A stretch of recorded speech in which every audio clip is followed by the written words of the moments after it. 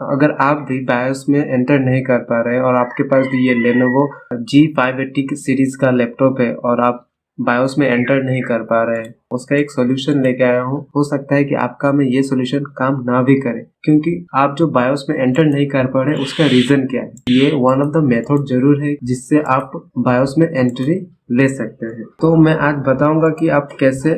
अगर आपका बायोस नहीं खुल रहा है या फिर आप फॉर्मेट नहीं मार पा रहे हैं अपने विंडोज को, आप अपना विंडोज चेंज करना चाहते हैं लेकिन आपका बायोस ही नहीं खुल रहा है, या फिर किसी तरह का कोई भी कीज दबाने से आप एक्सटर्नल बूट भी नहीं ले पा रहे हैं, तो इस वीडियो में हम देखेंगे कि कैसे, अगर आपका बायोस नहीं खुल रहा है तो कैसे हम बायोस में एंट्री कर सकते हैं, या फिर हम फोर्स कर सकते हैं कि हम बायोस में जाना चाहते हैं और हमें बायोस में जाना है। सबसे पहले मैं आपको दिखा देता हूँ कि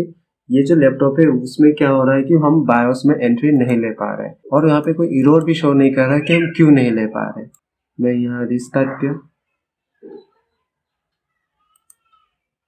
रिस्टार्ट पे क्लिक कर रहा हूँ। जैसे ही रिस्टार्ट होगा डिस्प्ले पे एक कुछ कमांड दिखाएगा प्रेस करने के लिए, लेकिन हम वो प्रेस करने F2 दिखा रहा और F12 दिखा रहा है।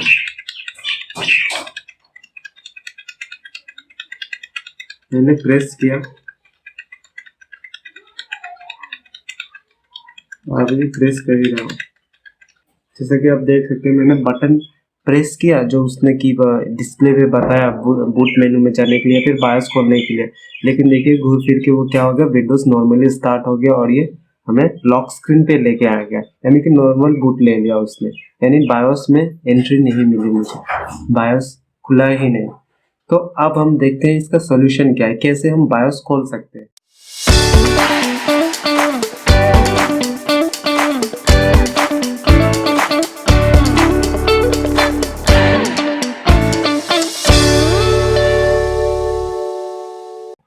ठीक है, अगर ऐसा आपका भी सिस्टम हो गया है तो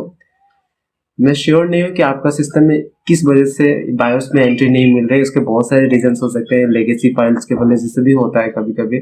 लेकिन मैं ये वन ऑफ द मेथड जरूर है जिसकी वजह से बायोस नहीं खुलता है, और अगर उसको आप फिक्स कर देते हैं तो आपका बायोस खुलेगा। ठीक है, तो मैं आज एक तरीका वो शेयर करने वाला हूँ जिससे मेरा सिस्टम ठीक होने वाला है। ठीक है, मेरा सिस्टम जिससे ठीक हुआ तो मैं